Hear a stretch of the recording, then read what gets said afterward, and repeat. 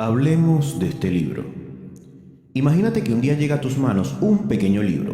No tiene cientos de páginas, no promete hacerte millonario en 30 días, no presume de contener un secreto mágico reservado para unos pocos. Pero cuando abres la primera página, lees una frase que te deja completamente desconcertado. Tienes derecho a ser rico. No te dice que sería bueno que fueras rico. No te dice que sería una idea grandiosa. Te dice que es tu derecho. Y sigues leyendo y el autor todavía va un poco más lejos.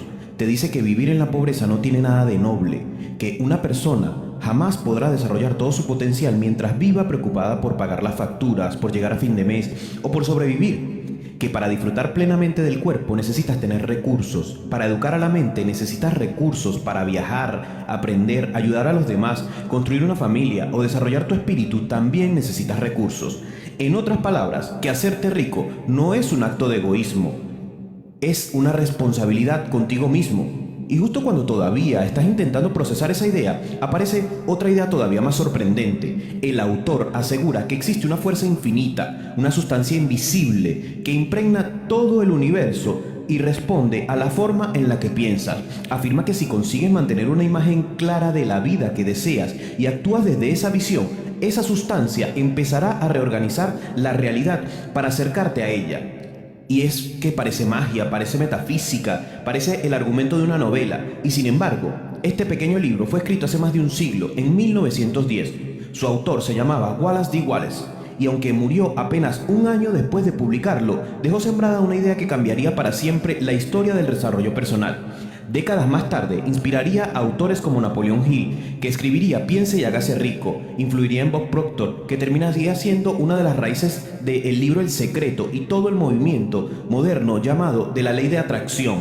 Durante más de 100 años, millones de personas han leído estas páginas buscando una explicación casi sobrenatural de cómo atraer la riqueza a sus vidas.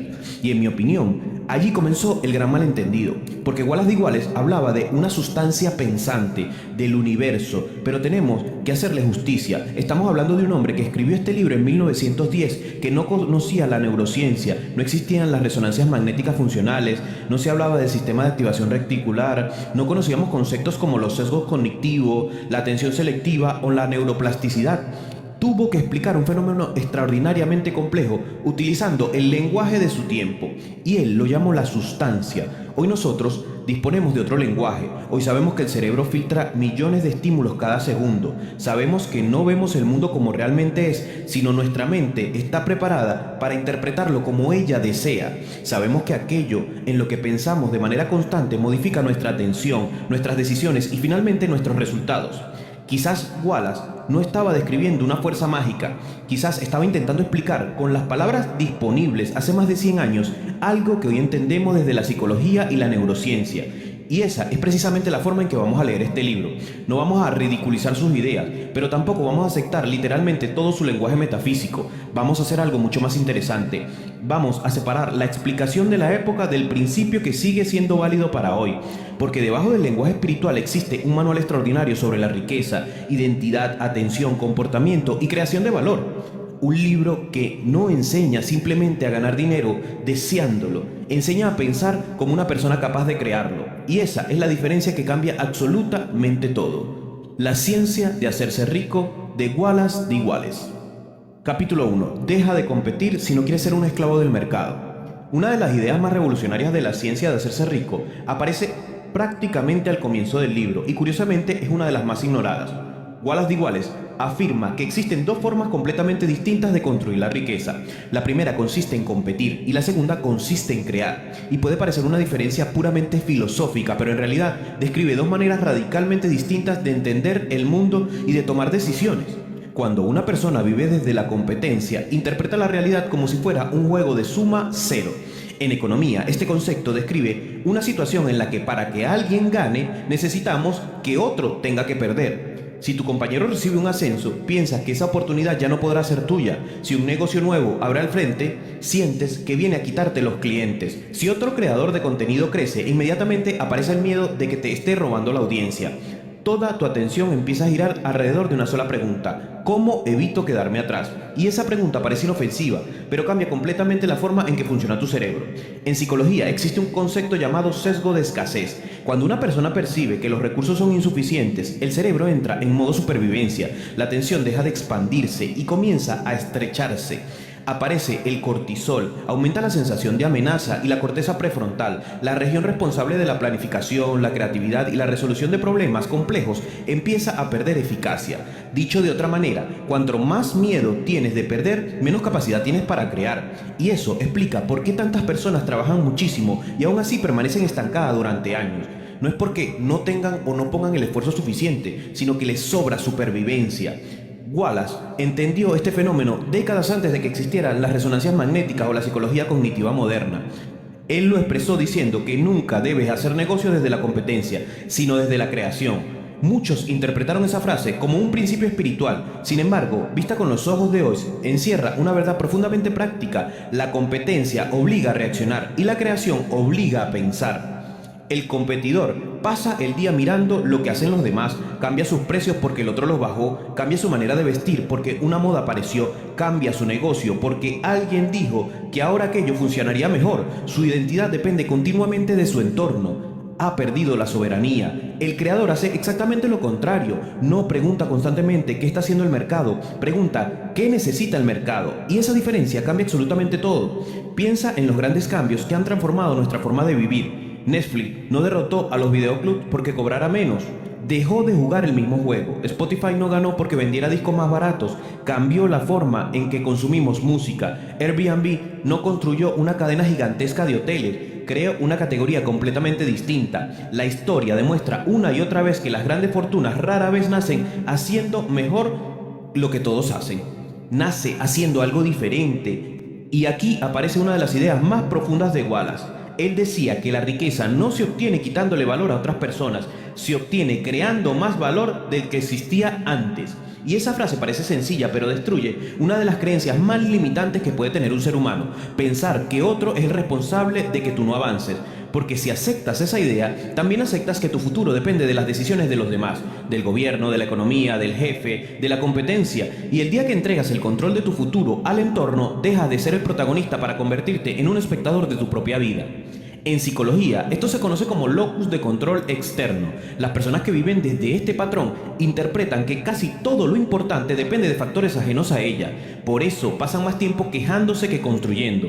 Esperan que cambie el mercado, que mejoren las condiciones o que aparezca una oportunidad extraordinaria. Quien desarrolla un locus de control interno piensa de manera completamente distinta. Su primera pregunta nunca es ¿quién tiene la culpa? Su primera pregunta es ¿qué puedo crear con lo que tengo hoy? Y esa pregunta cambia el comportamiento, porque deja de mirar el problema y empieza a buscar posibilidades.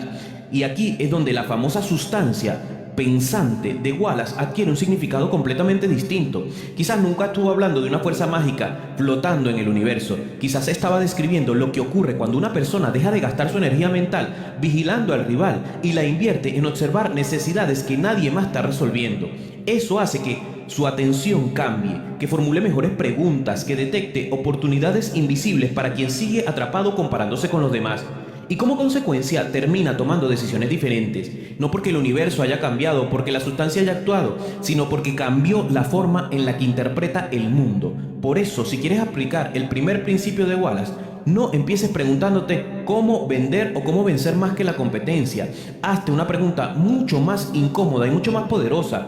¿Estoy dedicando más tiempo a observar lo que hacen los demás o a convertirme en una persona capaz de crear un valor que todavía no existe? Porque el día que dejas de competir por las migajas del mercado y empiezas a construir algo que solo tú puedes aportar, ocurre algo extraordinario. La competencia deja de ser el centro de tu vida y por primera vez empiezas a construir riqueza desde la libertad y no desde el miedo. Capítulo 2.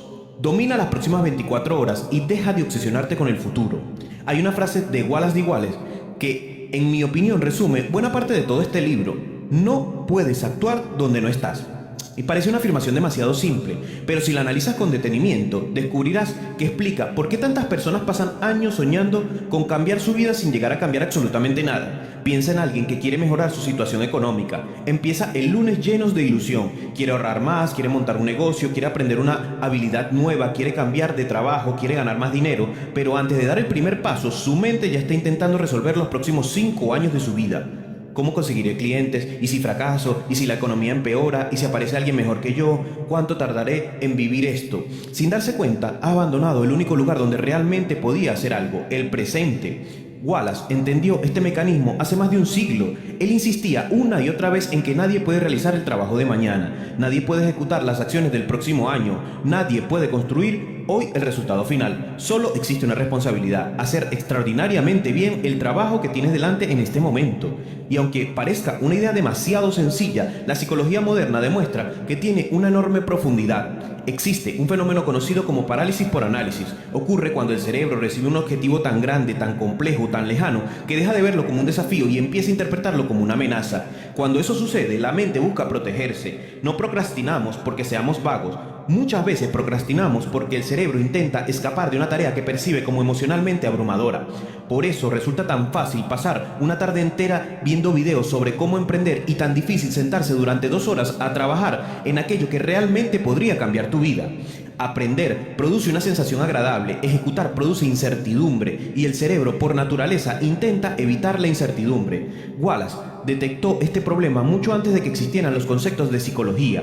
Por eso insistía en reducir toda la atención a una única pregunta: ¿qué acción puedo ejecutar perfectamente hoy? No la próxima semana, no cuando tengas el dinero que necesitas, no cuando desaparezcan los problemas. Hoy, ahora, porque el futuro tiene una característica muy curiosa: nunca llega. Siempre se convierte en un nuevo presente. Y eso significa que toda transformación ocurre exactamente en el mismo lugar, las próximas 24 horas. Y aquí aparece otro concepto muy interesante de la psicología del comportamiento: el efecto compuesto de la conducta.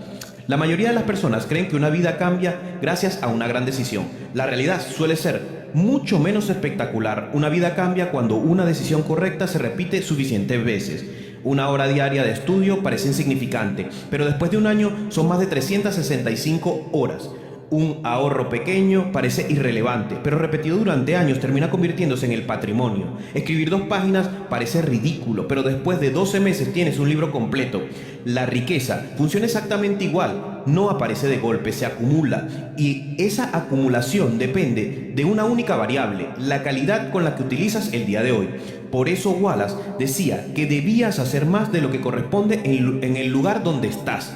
No porque el universo recompensa mágicamente el esfuerzo o el trabajo duro, sino porque cada jornada bien ejecutada modifica algo mucho más importante que tu cuenta bancaria: modifica tu identidad. Cada vez que terminas aquello que prometiste hacer, tu cerebro recibe una evidencia nueva. Empiezas a dejar de verte como una persona que abandona las cosas y comienza a verte como alguien que cumple. Y ese cambio, que parece pequeño, tiene consecuencias enormes. En psicología se conoce como autoeficacia, un concepto desarrollado por el señor Albert Bandura.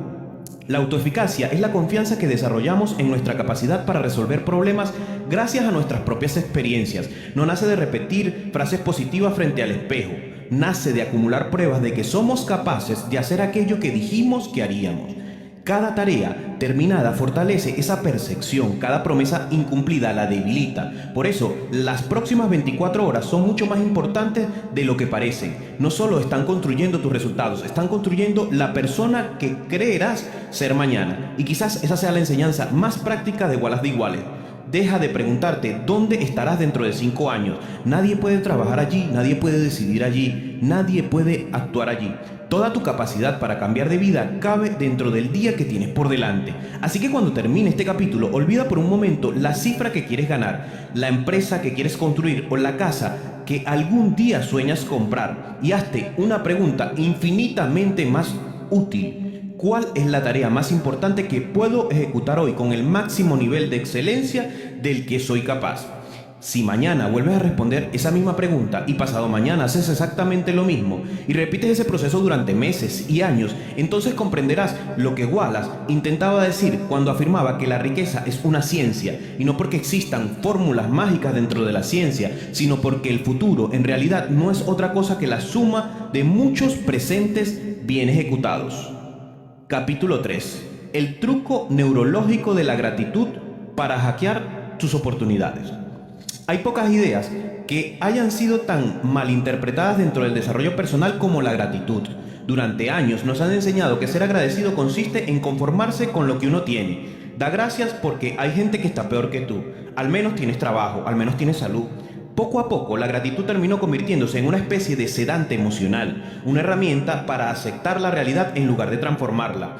Pero Wallace jamás habló de una gratitud resignada, habló de una gratitud que expande, y esa diferencia cambia completamente el significado del libro. Cuando Wallace escribe que una mente agradecida permanece en armonía con las fuerzas del universo y por ello recibe más, es fácil pensar que está describiendo un fenómeno sobrenatural. Sin embargo, si traducimos esa idea al lenguaje de la psicología moderna, encontramos un mecanismo mucho más interesante.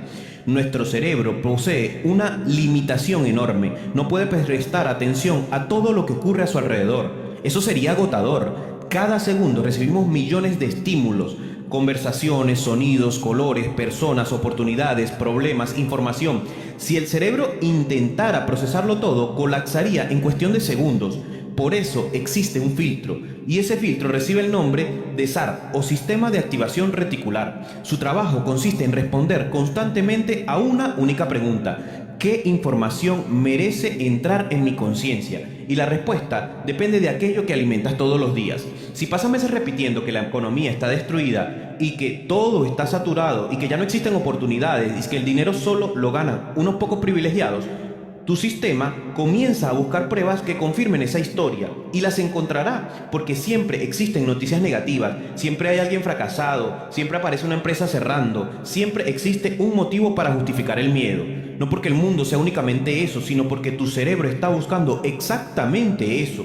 Ese fenómeno recibe el nombre de sesgo de confirmación. Las personas tendemos a buscar, recordar e interpretar la información de manera que confirme aquello que ya creemos. Si crees que todo está perdido, tu mente se convertirá en una experta encontrando evidencias de que tienes razón. Pero ocurre exactamente lo mismo en el sentido contrario. Cuando Wallace hablaba de la gratitud, lo que realmente proponía es cambiar la pregunta que hace tu cerebro. En lugar de preguntarte constantemente qué te falta, empieza a preguntarte qué recursos posees hoy y cómo puedes utilizarlo mejor. Puede parecer un cambio significante, pero no lo es, porque la calidad de las respuestas siempre dependen de la calidad de las preguntas. Imagina dos personas que han perdido su empleo. La primera repite una y otra vez: no tengo suerte, la economía está fatal, nadie me contratará. Su atención queda secuestrada por aquello que ha perdido. Y la segunda persona formula una pregunta diferente: ¿qué habilidades sigo teniendo? ¿A quién conozco que pueda necesitar mi ayuda? ¿Qué problema sé resolver mejor que hace 5 años? Si su realidad exterior todavía no ha cambiado, su cerebro sí. Mientras una buscaba pruebas de que estaba acabada, la otra buscaba posibilidades, y eso modifica las decisiones que tomará durante las próximas semanas. La gratitud, entendida de esta manera, deja de ser una emoción y se convierte en una estrategia de atención, porque aquello que agradeces deja de pasar desapercibido y empieza a valorar conocimiento que ya daba por hechos, relaciones que nunca habías aprovechado, experiencias que parecían insignificantes, tiempo disponible, salud, disciplina, capacidad de aprender. Todo eso deja de ser invisible y empieza a convertirse en materia prima para construir nueva riqueza. Por eso Wallace insistía tanto en este principio, no porque creyera que el universo premia a las personas educadas, sino porque una mente entrenada para reconocer recursos toma decisiones completamente distintas que una mente entrenada para detectar carencias. Y aquí aparece otra consecuencia psicológica muy importante. Cuando tu atención vive instalada en la escasez, la amígdala cerebral, la región encargada de detectar las amenazas, permanece continuamente activada. Empieza a decidir desde el miedo. Aceptas trabajos que sabes que no te convienen por miedo a perder ingresos. Cobras menos de lo que vale tu trabajo porque temes que el cliente desaparezca. Abandonas proyectos demasiado pronto porque necesitas resultados inmediatos. La urgencia sustituye la estrategia. En cambio, cuando haces el ejercicio consciente de recordar los recursos que ya posees, ocurre algo diferente. Recuperas la perspectiva, dejas de sentir que empiezas desde cero y comprendes que ya cuentas con herramientas para avanzar. Esa sensación modifica tu manera de negociar, de trabajar y de afrontar los problemas. No porque hayas atraído milagrosamente nuevas oportunidades, sino porque has dejado de actuar como alguien desesperado. Quizás esa sea la mayor enseñanza de Wallace de Iguales en este capítulo. La gratitud no cambia el universo, cambia a la persona que observa ese universo. Y cuando cambia la persona que observa, cambian las preguntas que se hace, las oportunidades que detecta y las decisiones que toma. Por eso, esta noche, antes de acostarte, no escribas una lista de deseos. Haz algo mucho más útil. Escribe 3 activos reales que ya posees y que pueden ayudarte a construir una vida mejor. Puede ser una habilidad, una persona que confía en ti, tu capacidad para aprender, tu disciplina, tu salud, incluso una hora libre cada día. Después pregúntate, ¿cómo puedo utilizar mañana estos recursos para crear más valor del que fui capaz de crear hoy? Ese era, probablemente, el verdadero significado de la gratitud para Wallace de Iguales. No mirar al cielo esperando recibir, sino aprender a mirar mejor en la tierra que ya pisas. Capítulo 4. Deja de intentar cambiar a los demás y enciérrate en tu búnker personal. Hay una pregunta que Wallace de Iguales nunca formuló de manera directa, pero que atraviesa prácticamente todo su libro. ¿Dónde estás invirtiendo tu fuerza de voluntad? Y parece una pregunta sencilla, aunque no lo sea, porque la mayoría de las personas utilizan su energía exactamente al revés de como deberían. Se levantan por la mañana y antes incluso de empezar a trabajar, ya están enfadados con alguien, con el gobierno, la inflación, con su jefe, con su pareja, su compañero, con un cliente o con un político que jamás conocerán, con un desconocido que escribió un comentario en redes sociales. Empiezan el día luchando contra problemas sobre los que no tienen absolutamente ningún control. Y cuando por fin llega el momento de sentarse a trabajar en aquello que realmente podrían cambiar, ocurre algo curioso, ya están agotados, no físicamente, mentalmente. Wallace comprendió este fenómeno hace más de un siglo y escribió una frase que, en mi opinión, es una de las más importantes de todo este libro. Decía que nunca debemos utilizar nuestra fuerza de voluntad para intentar controlar a otras personas. Nuestra voluntad solo debe dirigirse hacia una única dirección, nosotros mismos. Muchos lectores interpretan esta idea como una enseñanza moral, pero una vez más, Wallace estaba describiendo, en principio, algo profundamente práctico. En psicología existe un concepto llamado locus de control, desarrollado por Julian Rother. Este concepto explica dónde cree una persona que reside el control de su vida. Las personas con un locus de control externo viven convencidas de que sus resultados dependen principalmente de factores ajenos a ellos. La economía, el gobierno, la suerte, la política, la empresa donde trabajan, el comportamiento de los demás o las circunstancias del momento. Y no significa que esos factores no existan o no influyan. Significa que convierten esos factores en el centro de su atención. Y eso tiene un coste enorme, porque la atención funciona como un presupuesto. Si gastas el 80% de tu energía pensando en aquello que no puedes modificar, solo te queda el 20% para transformar aquello que sí depende de ti. Y es exactamente igual que el dinero. Si cada mes gastas todo tu sueldo en cosas que no aportan ningún valor, nunca tendrías recursos para invertir en aquello que realmente mejore tu vida. Con la atención ocurre lo mismo. Cada discusión innecesaria, cada debate político interminable, cada queja repetida, cada intento de convencer a alguien que no quiere cambiar, todo consume energía y el cerebro paga esa factura. Hoy sabemos que tomar decisiones, controlar impulsos y mantener la concentración consume recursos cognitivos limitados. Y este fenómeno recibe el nombre de fatiga por decisiones. Cuantas más discusiones, preocupaciones y estímulos innecesarios acumulas durante el día, menos capacidad tiene tu corteza prefrontal para pensar con claridad cuando realmente lo necesitas. Por eso, muchas personas llegan a casa diciendo, no tengo fuerzas para hacer nada. Y normalmente no es cierto. Lo que ocurre es que han gastado toda su energía psicológica antes de empezar a construir algo. Wallace proponía exactamente lo contrario. Retira tu voluntad del exterior, devuélvela a tu interior, y no porque el mundo deje de existir o deje de importar, sino porque ese es el único lugar donde tu esfuerzo produce un rendimiento garantizado. Piensa en algo muy sencillo. No puedes decidir qué hará mañana la economía, no puedes decidir qué cambios introducirá la plataforma digital, no puedes decidir cómo reaccionará un cliente, no puedes decidir si alguien creerá en tus proyectos, pero sí puedes decidir si hoy vas a trabajar 2 horas con absoluta concentración. Puedes decidir si mejorarás una habilidad, decidir cómo respondes a un rechazo, decidir si conviertes un problema en una excusa o en una oportunidad. Y esa diferencia parece pequeña hasta que acumula cientos de decisiones durante años. Y existe otra idea muy interesante en psicología llamada el círculo de la influencia. Las personas eficaces concentran la mayor parte de su tiempo en aquello sobre lo que pueden actuar. Los ineficaces viven obsesionadas con su círculo de preocupación. Hablan continuamente de problemas que no tienen ninguna posibilidad real de resolver. La consecuencia es evidente. Una acumula resultados y la otra acumula frustración. Quizás por eso Wallace insistía tanto en dirigir la voluntad únicamente hacia uno mismo, porque entendía algo que muchas personas tardan décadas en descubrir. Cada minuto que intentas cambiar a otro ser humano es un minuto que dejas de invertir en convertirte tú en una persona mejor.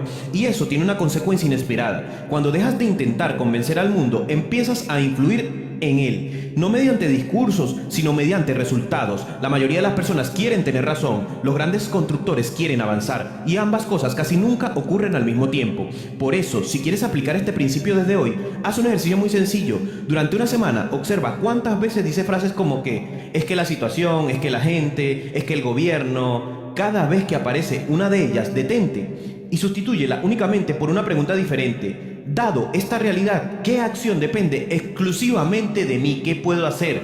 Puede parecer un cambio de lenguaje, pero en realidad es un cambio de identidad, de percepción, porque desde ese momento dejas de comportarte como alguien que espera que el mundo cambie para empezar a construir la clase de persona capaz de avanzar incluso cuando el mundo no cambia. Y quizás esa sea una de las enseñanzas más poderosas de Wallace. La fuerza de voluntad no sirve para controlar el universo, sirve para gobernarte a ti. Y cuando aprendes a dirigir toda tu energía hacia ese único territorio, ocurre algo extraordinario.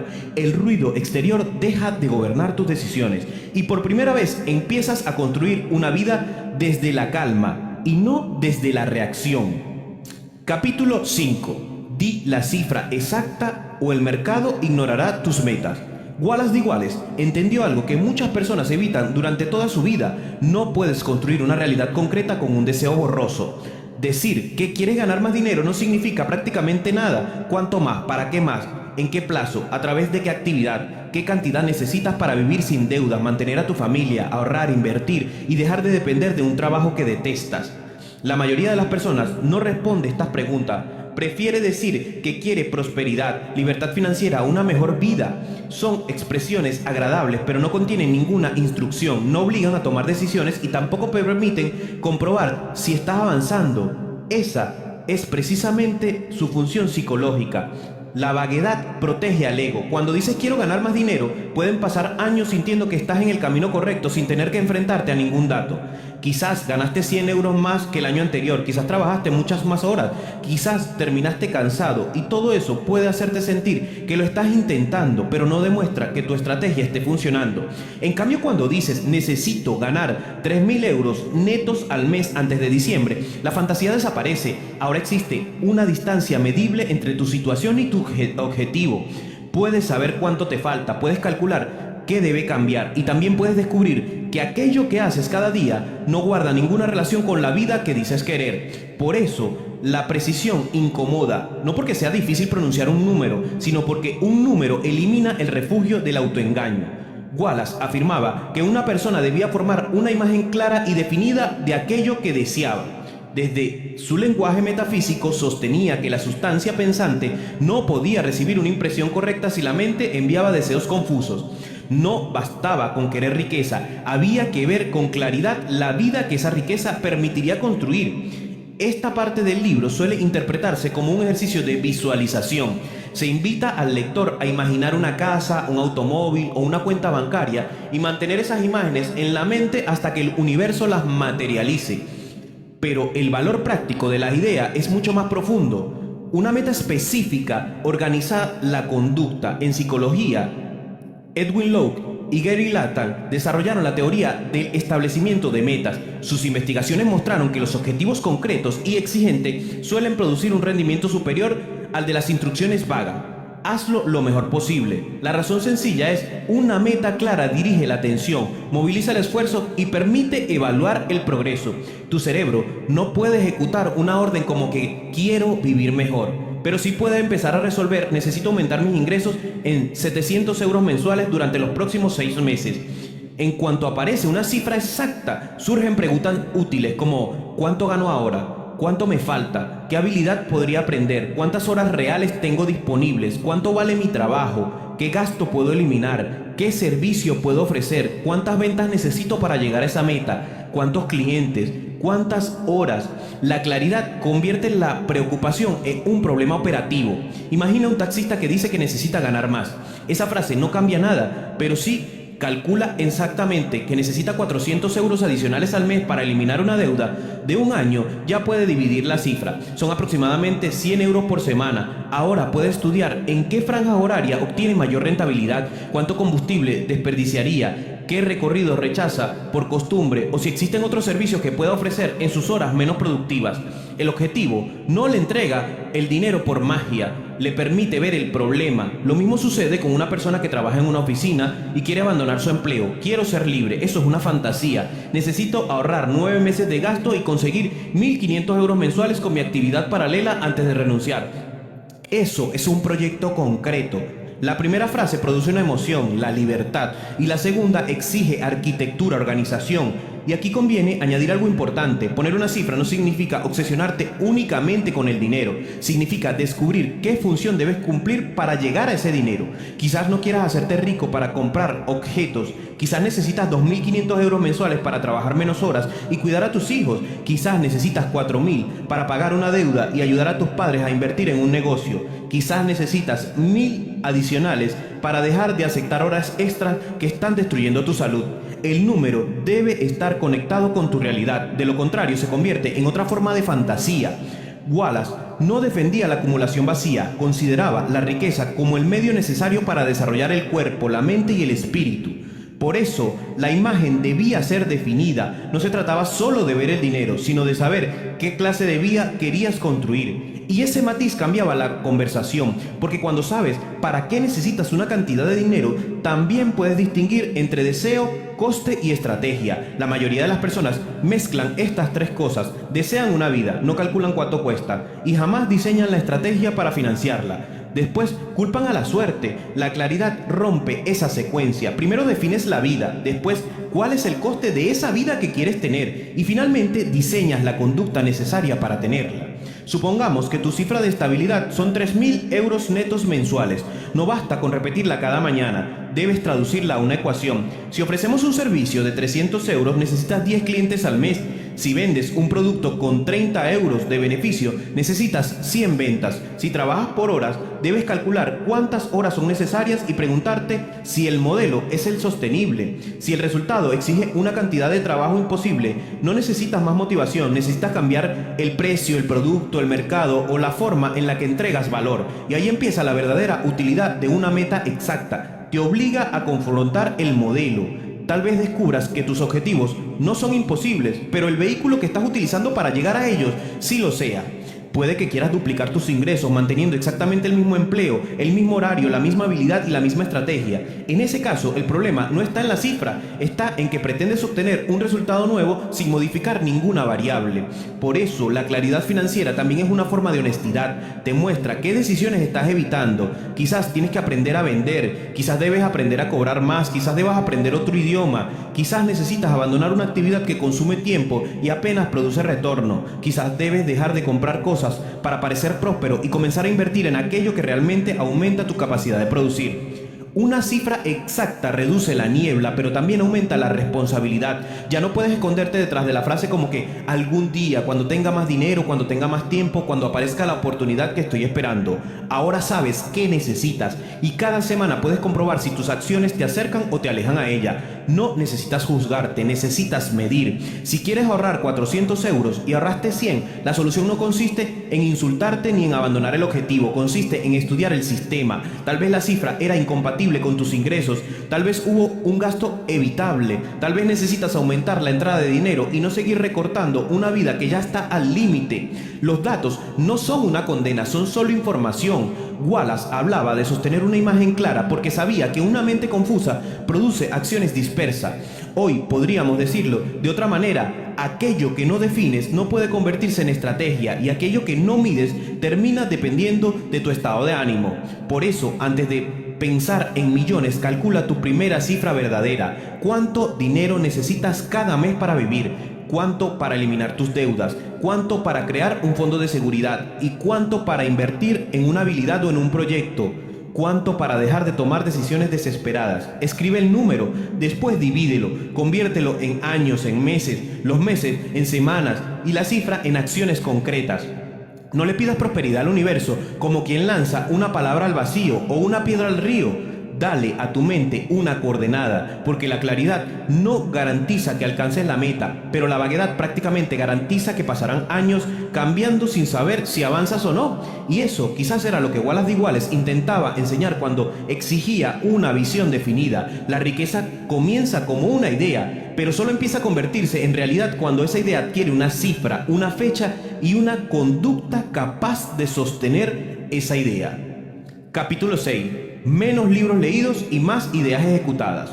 Hay una escena que se repite constantemente en el mundo del desarrollo personal. Una persona termina un libro completamente convencida de que su vida acaba de cambiar. Subraya las frases, hace fotografías de varias páginas, comparte una cita en redes sociales, compra el siguiente libro, después otro y otro más. Se siente productiva, tiene la sensación de estar creciendo. Cree que cada nuevo conocimiento la acerca a la vida que desea. Sin embargo, pasan 6 meses, después un año y su realidad sigue prácticamente igual. Tiene más ideas, más conceptos, más autores favoritos, pero exactamente los mismos problemas. Wallace D. Wallace vio este peligro hace más de un siglo y lanzó una advertencia que sigue siendo incómoda hoy. El conocimiento por sí solo jamás produce riqueza. Lo que transforma una vida no es lo que sabes, es lo que haces de manera constante con aquello que sabes. Puede parecer una diferencia pequeña y en realidad separa a quienes pasan la vida preparándose de quienes terminan construyendo. Vivimos en una época donde aprender nunca ha sido tan fácil. Puedes escuchar un audiolibro mientras conduces, ver una conferencia mientras cenas, hacer un curso durante un fin de semana, leer un resumen en pocos minutos. El problema es que nuestro cerebro no distingue tan bien entre aprender y actuar. Y existe un fenómeno estudiado por la psicología conocido como la ilusión de competencia. Ocurre cuando confundimos la familiaridad con una idea a la capacidad real para aplicarla. Después de escuchar un libro sobre negocios, sentimos que negociamos mejor. Después de leer sobre hábitos, creemos que somos más disciplinados. Después de estudiar de marketing, pensamos que entendemos cómo vender. Pero comprender una idea intelectualmente no significa haber desarrollado una habilidad. La única forma de comprobar si realmente sabe algo es enfrentarte a la realidad. Y la realidad siempre hace preguntas que ningún libro puede responder por completo. Puedes leer 10 libros sobre montar una empresa, pero el primer cliente hará una pregunta que jamás apareció en ninguno de los 10 libros. Puedes estudiar durante meses cómo hablar en público, pero el verdadero aprendizaje comienza cuando te colocas delante de personas reales. Puedes analizar cientos de canales de YouTube, pero descubrirás más sobre tu audiencia publicando 10 videos que viendo 1000 horas de teorías. Esa era precisamente el mensaje de Wallace D. Wallace. Él hablaba de actuar de una manera determinada. No decía que debías leer más, ni que debías acumular más conocimiento que los demás. Decía que debías convertir el conocimiento en una forma distinta de comportarte. Porque el mercado no recompensa la información, recompensa la transformación. Imagina a 2 personas. La primera ha leído 50 libros sobre inversión y la segunda solo ha leído 5, pero lleva 3 años invirtiendo en pequeñas cantidades, cometiendo errores, aprendiendo a controlar sus emociones y entendiendo cómo reacciona ella misma cuando el mercado sube o baja. ¿Quién posee realmente más conocimiento? Normalmente pensamos que es la primera, sin embargo, la experiencia demuestra que suele ser la segunda, porque existe un tipo de aprendizaje que ningún libro puede entregarte, el aprendizaje que nace del error. En psicología, esto recibe el nombre de aprendizaje experiencial. Nuestro cerebro consolida con mucha más fuerza aquello que vivimos que aquello que simplemente escuchamos. Cuando una idea produce una consecuencia real, un acierto o un fracaso, deja de ser información para convertirse en experiencia, y la experiencia modifica la conducta. Por eso Wallace insistía tanto en actuar. Sabía que una idea sin comportamiento termina convirtiéndose en entretenimiento intelectual. Nos hace sentir inteligente, pero no cambia nuestra vida. Y aquí aparece una trampa muy común. Muchas personas utilizan el aprendizaje como una forma elegante de procrastinar. Dicen que todavía no están preparados, que necesitan otro curso, otro libro, otro certificado. Esperan el momento perfecto para empezar. Pero ese momento nunca llega, porque el conocimiento no elimina la incertidumbre, solo la acción lo hace. Nadie aprende a nadar leyendo sobre natación, nadie aprende a vender viendo videos sobre ventas, nadie aprende a escribir publicando únicamente borradores de que nunca enseña a nadie. Hay un momento en el que debes abandonar la teoría y aceptar que será el mundo quien termine de educarte. Quizás por eso Wallace de Wallace repetía constantemente que la riqueza pertenece a quienes actúan de una manera determinada, no porque despreciara el conocimiento, todo lo contrario, entendía que el conocimiento es imprescindible, pero también sabía que solo tiene valor cuando cambia tu comportamiento. Un libro no mejora tu vida el día que lo terminas, la mejora el día que una de sus ideas modifica una decisión, una conducta, y esa decisión terminará convirtiéndose en acción, y esa acción repetida muchas veces terminará modificando tu identidad para mejor. Por eso quiero proponerte un ejercicio muy sencillo. Cuando termines este audiolibro, no intentes aplicar las 6 ideas. Elige solo una, la que más te haya incomodado, la que más resistencia te produzca, y conviértela en un experimento durante los próximos 30 días. Si hablamos de claridad, define tu cifra. Si hablamos del presente, domina únicamente las próximas 24 horas. Si hablamos de gratitud, entrena tu atención para descubrir los recursos que antes ignorabas. Si hablamos del locus de control, deja de perder energía intentando cambiar aquello que no depende de ti. No busques convertirte en una persona enciclopedia ambulante, busca convertirte en una persona diferente, porque esa era probablemente el verdadero mensaje de Wallace de Wallace. La riqueza no pertenece a quien sabe más, pertenece a quien convierte una buena idea en una conducta diaria. Y cuando una conducta se mantiene en el tiempo suficiente, deja de ser un esfuerzo y se convierte en una forma de vivir. Y allí es donde, casi sin darte cuenta, comienza a cambiar también tu realidad. En conclusión, cuando Wallace de Wallace publicó La ciencia de hacerse rico en 1910, el mundo era completamente distinto al nuestro. No existían ordenadores, internet ni redes sociales. Ni siquiera existían muchas de las teorías psicológicas con las que hoy explicamos el comportamiento humano. Y sin embargo, más de un siglo después, miles de personas siguen leyendo este libro. La pregunta es inevitable: ¿por qué? Porque un texto escrito hace más de 100 años sigue despertando interés en una época tan diferente. Y creo que la respuesta no está en su lenguaje metafísico, está en el problema que intentaba resolver. Wallace comprendió que la mayoría de las personas no permanecen pobres únicamente por falta de dinero, permanecen atrapadas porque piensan de una forma que les impide crear más valor del que crearon ayer. Ese es el verdadero núcleo del libro. No habla solo de la riqueza, habla de la identidad. A lo largo de las páginas hemos traducido muchas de sus ideas al lenguaje de la psicología moderna. Hemos visto que competir constantemente reduce nuestra capacidad de crear, que obsesionarnos con el futuro alimenta la ansiedad y paraliza la acción, que la gratitud no sirve para resignarse, sino para entrenar la atención y descubrir recursos que antes pasaban desapercibidos, que intentar controlar el mundo consume una energía que deberíamos invertir en gobernarnos a nosotros mismos, que una meta sin cifra es solo un deseo agradable, y que el conocimiento que nunca modifica la conducta termina convirtiéndose en un adorno intelectual. Pero quizás todas esas ideas puedan resumirse a una sola: cada día estás entrenando una forma de pensar, y la pregunta es ¿cuál? Porque nadie se despierta siendo disciplinado, nadie nace viendo oportunidades donde otros solo ven problemas, nadie desarrolla claridad financiera por accidente. Todo eso se construye decisión tras decisión, día tras día, acción tras acción, y aquí es donde Wallace de Wallace fue un auténtico adelantado a su tiempo. Mucho antes de que habláramos de hábitos, de identidad, de neuroplasticidad o economía del comportamiento, él ya había comprendido que el éxito no depende únicamente de lo que una persona desea, depende de la forma en la que esa persona piensa mientras trabaja. No basta con querer una vida diferente, hay que aprender a actuar como alguien capaz de construirla. Y esa transformación nunca ocurre de golpe, ocurre en momentos aparentemente insignificantes, cuando decides trabajar una hora más en lugar de buscar otra excusa, cuando eliges aprender una habilidad en vez de seguir culpando al mercado, cuando conviertes una buena idea en una acción antes de buscar la siguiente, cuando dejas de esperar las condiciones perfectas y empiezas a utilizar con excelencia los recursos que ya tienes. Allí empieza la riqueza, mucho antes del dinero, porque el dinero suele ser una consecuencia y no la causa. Quizás por eso tantas personas persiguen la riqueza durante años sin encontrarla. Buscan el resultado sin construir antes la persona capaz de producirlo. Esperan una cuenta bancaria diferente manteniendo exactamente la misma manera de pensar, de decir y de actuar. Pero la realidad rara vez funciona así. Los resultados suelen cambiar después de que cambia la conducta, y la conducta suele cambiar después de que cambia la forma de interpretar el mundo. Ese ha sido el verdadero viaje de este libro.